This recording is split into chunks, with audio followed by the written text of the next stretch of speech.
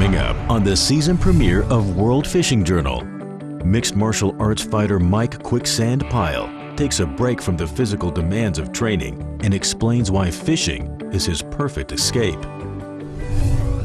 Then it's all about cultivating the passion for angling at a young age. The Vermont Fish and Wildlife Department have the right idea. Free fishing days. Fishing in the outdoors are a lot of what Vermont's about. And we end with a Stanley Cup champion. Hockey star and avid angler Willie Mitchell talks about his love for the ocean and what he's doing to help save our salmon. World Fishing Journal starts now.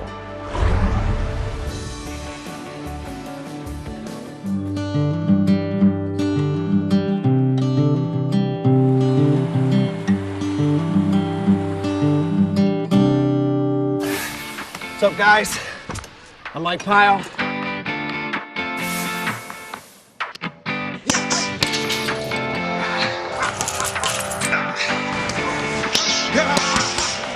I am in Heber City, Utah. This is my buddy JV. One of my best fishing partners. His mentor. Everything he knows. Yeah. Anyway, here we got Corey Vigil, which is my buddy's son. So we're getting our gear on. This keeps us dry.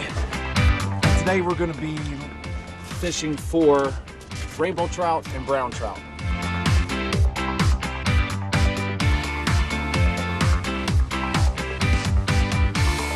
We got all of our rods here.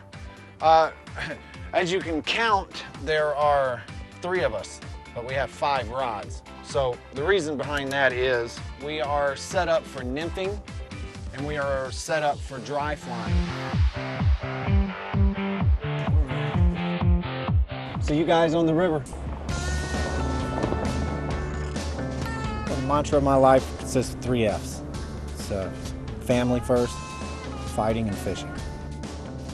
My passion for fishing came as a little boy, as young as I can remember, you know, holding a fishing pole, fishing, you know, my dad catching fish and handing me the fishing rod and, you know, letting me reel, you know, big fish in, things like that. So I was, you know, I was hooked.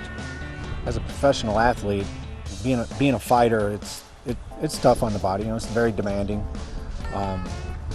You work really, really hard. You know, you got strength and conditioning, you have guys in the gym that are, you know, trying to knock your head off and, you know, and trying to choke you, and this is where I find my balance. But to get out here and just, you know, find my zen, you know, and again, then I'm out here, I'm still trying to perfect an art.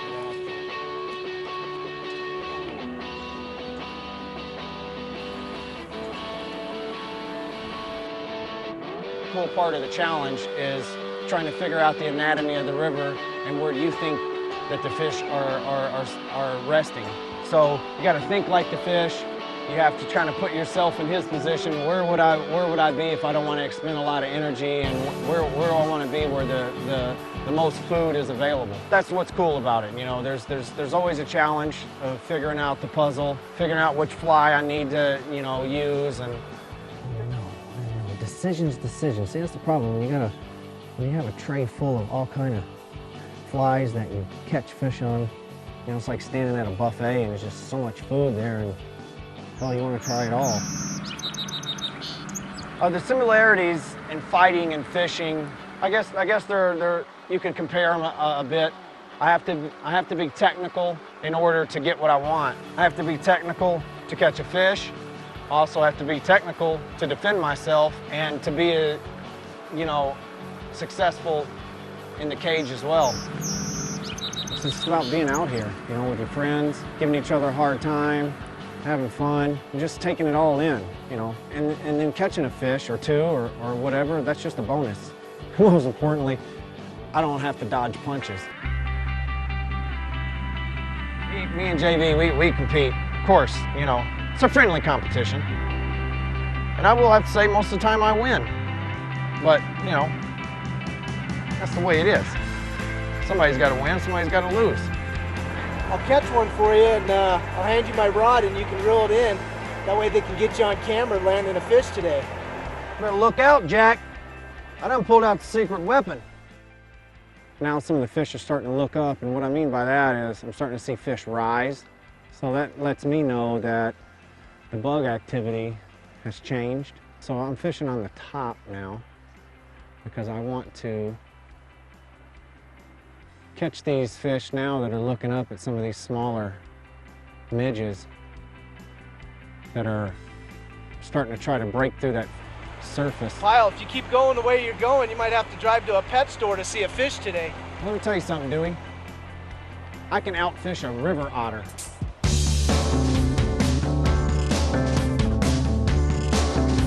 Much like when I'm in the cage, I'm searching and I'm trying to get that guy's jaw, right?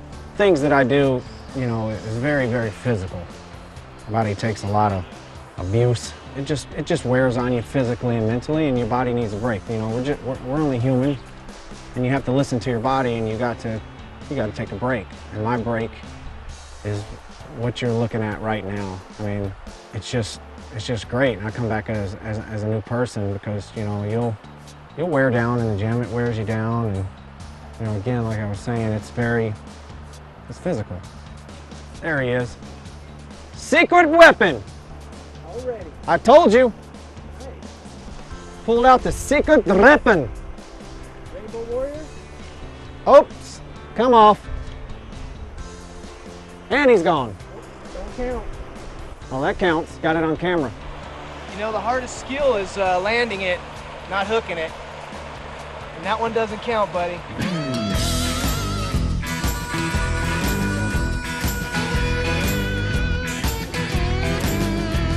I always catch and release. I never harvest the fish. I like to keep the system running. Let another angler come out and catch that fish.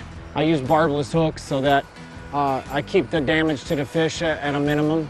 You know, I respect the river and I respect, you know, nature. So I just keep it simple. Release them. Nice little brown trout. Arm's getting sore from catching all these fish.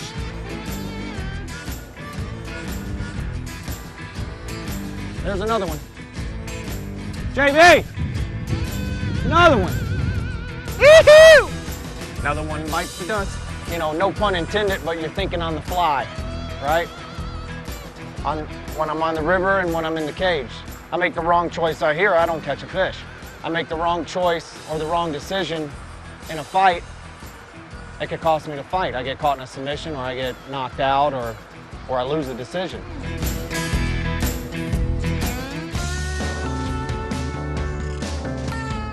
Thanks for joining me on the Provo River. Had a great time, caught a lot of fish. Soon I gotta get back to the real world, get ready for my next fight. So I'll catch you on the river next time. Still to come on World Fishing Journal, the state of Vermont has a plan to keep the sport of fishing going for generations. Today's event has really been a success. So the weather's turned out great. Kids have been catching, you know, trout out of the pond like crazy. And Stanley Cup champion Willie Mitchell talks about his efforts to keep British Columbia wild salmon safe.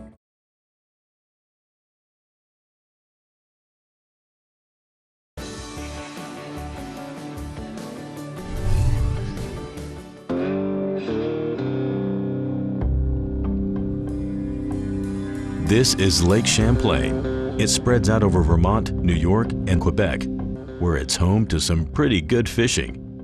And, allegedly at least, to Champ, one of the world's most notorious lake-dwelling sea monsters. It seems like everywhere you go where you have a large water body, there's some local legend of a sea monster living in that water body. Whether it's Ogopogo in British Columbia or Loch Ness Monster, in Lake Champlain we have Champ. Champ sightings date back over 400 years. He's been the subject of books, documentaries, and investigative reports. He's clearly a big deal in these parts. They even named the local baseball team the Vermont Lake Monsters as a tribute to Champ. It's a lot of hype about a guy who may not actually be real. People like to, you know, mysterious things. They like mythology. They like legends. And the legend of Champ, you know, dates back to the Abenaki Indian tribes, you know, that are native to this area. And, you know, who knows what's really true. There's, some thoughts that it could be sturgeon. Like his distant cousin, Scotland's Loch Ness Monster, there has never been documented scientific proof of his existence. What does live in Lake Champlain for sure are plenty of fish for anglers of all abilities, which, in part, is due to the state of Vermont, which does an excellent job keeping the fish population robust. One of the challenges that we have as an agency is getting people to understand and appreciate the value that wildlife resources have in terms of their daily life. With Champ gobbling up so much of the local PR, the Vermont Fish and Wildlife Department has fought back, creating an event called Free Fishing Days. Twice a year, once in the winter and summer, kids under 15 can fish without a license. The warm weather version of the Free Fishing Days takes place at the Ed Weed Fish Culture Station, which is just a short drive from Lake Champlain. 364 days a year, the Culture Station is a hatchery, a fish farm that supplies Lake Champlain with much-needed trout and salmon. However, on this day, kids are allowed on the premises and can catch fish from the Culture Station's well-stocked pond. Catching a fish is really only often part of that experience. Before the kids are allowed to fish the pond, they must visit a series of stations, which provides them with a complete understanding of the fishing process. A lot of kids don't know how to fish, so if you put them out there with no prior instruction, they might not necessarily know what to do, and a lot of times parents don't even know how to fish, so it's not just the kids learning, but the parents are learning as well. And so we feel that it's important that they learn how to cast so that they're out there casting correctly, and they're not just, hitting the banks or something. The kids are also introduced to the different types of fish they'll encounter in the lake. They're taught how to bait. All right, so stick with the live bait. It'll be good. Yeah. Use a lure. There should be some eyeballs in there, a couple of stripes. Tie a knot. Then you take this part and you put it down through there. Now you're going to come back through here. And how to fillet. They are even required to get a brief tutorial on fish regulations. So you're good to go. That's a good fish. Once they've visited all of the stations, they are allowed to fish in the pond.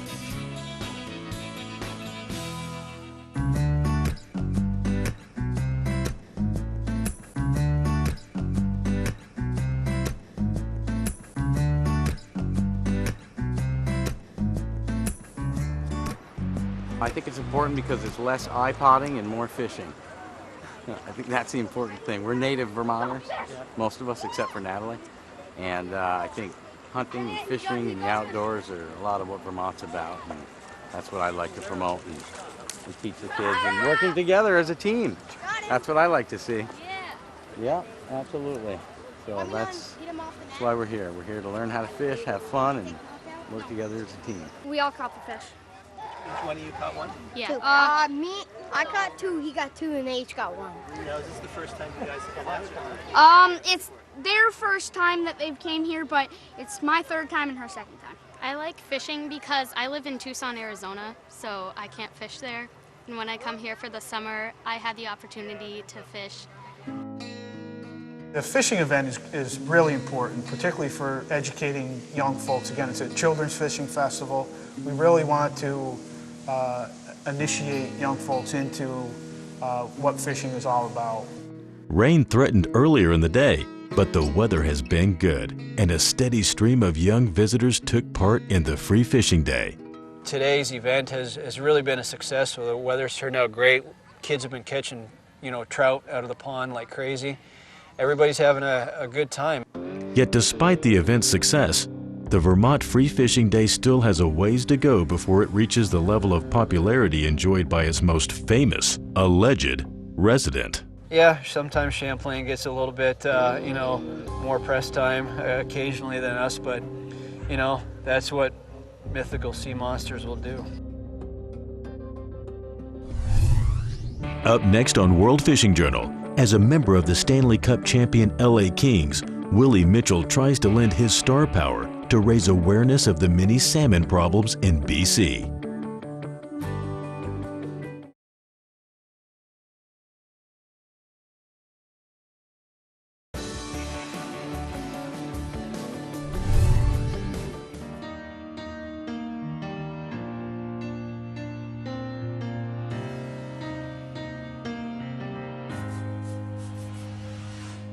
Personally, for me, it was awesome because there was a lot of adversity.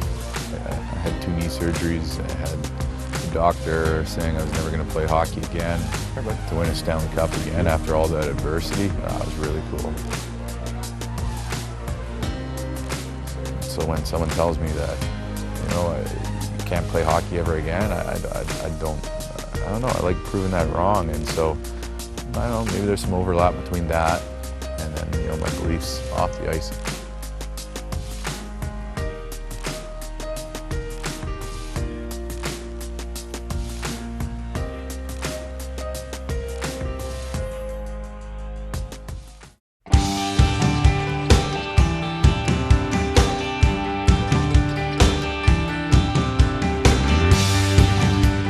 Small town kid from Port McNeill, 2,500 people, and I remember moving away, and one of the first places I moved away to was to play pro hockey was in New York City. So anything is possible.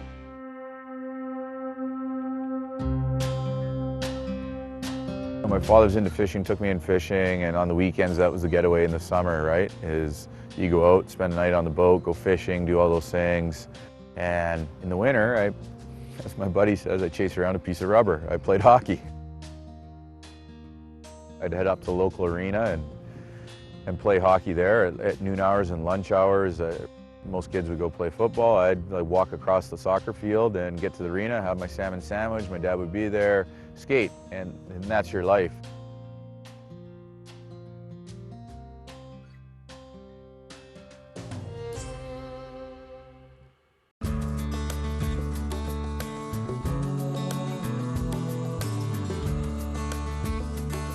Well, I can guarantee I'll catch you something for sure.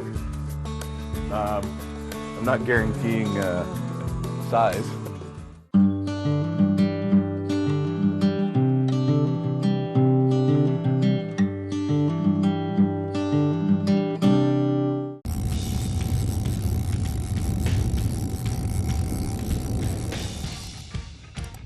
Bring this guy around so you guys can have a good look.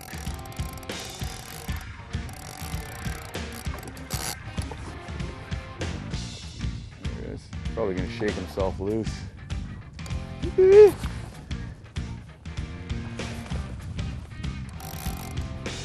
That's a good sized coho though. So we're gonna let this guy go. Even though the crew really wants dinner here, I heard, right? Some fresh salmon for dinner, we're gonna let this guy go. Yeah, it's a good size coho, and it's still hot. So go ahead, you want to slide that out. So here we are. That didn't take long, did it, folks? But we got a nice, probably about 10-pound coho. Beautiful looking fish, and this is I don't know. I fish all the time, but I also respect fish, and that's what I'm kind of just happy to be here. And my deep line's on the bottom, so I better let this guy go. So there we are, one more nice look, and here we are. This is the best part about it, is letting one of these guys go away like it is right there. All right, I managed to deliver. It's a therapeutic thing. It's connecting with the ocean, it's connecting with the water, and you can't explain it. I remember being concussed and had a major concussion. I came up here, checked out away from life's stressors.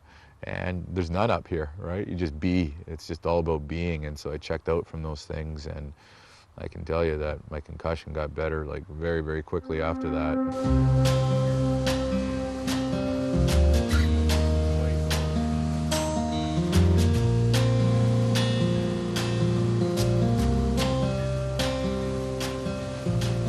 So what do we got here? Open ocean net Salmon Farm. Broughton Archipelago. I couldn't tell you exactly how many of these are in their archipelago, but we could probably look that up. There's a number of them up here. It's a very good ground for it. Obviously a little bit less wind, protected waters for these types of operations, because you need to anchor them to the bottom and keep them safe at one place.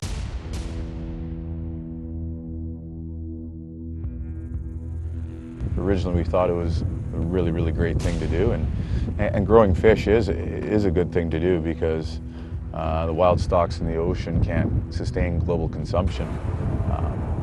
But we kind of figured out that with the open ocean pens, there's that cross-contamination going on, right? You can't protect from disease. It's impossible. We know that. Scientists all know that.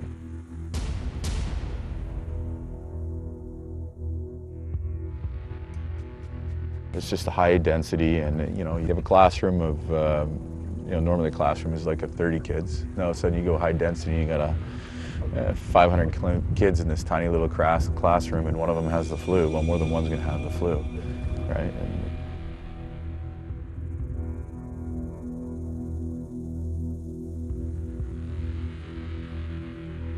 Well, all the effluent and the waste, which is what we all do on the toilet, obviously goes underneath here, and usually when we do ours on the toilet, it actually gets treated. Here, this waste doesn't. They don't have to, which is a little bit puzzling to me.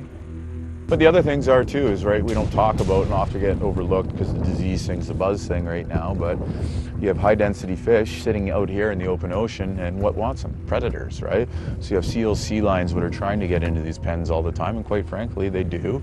You have escapement issues where these fish are escaping, possibly spawning with wild species, right? So now we're losing the identity of these species originally, but you have all the issues with seals and sea lions, and those get basically, they get tangled up in the net. What happens? They don't get released, right? They get killed, right?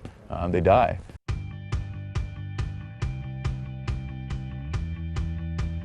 I just like to see it put in an environment where you actually take away all that risk, and that's kind of why I'm proud to kind of be a part of Save Our Salmon, and our kind of association with Kuterra is because we've taken the risk off our wild salmon stocks.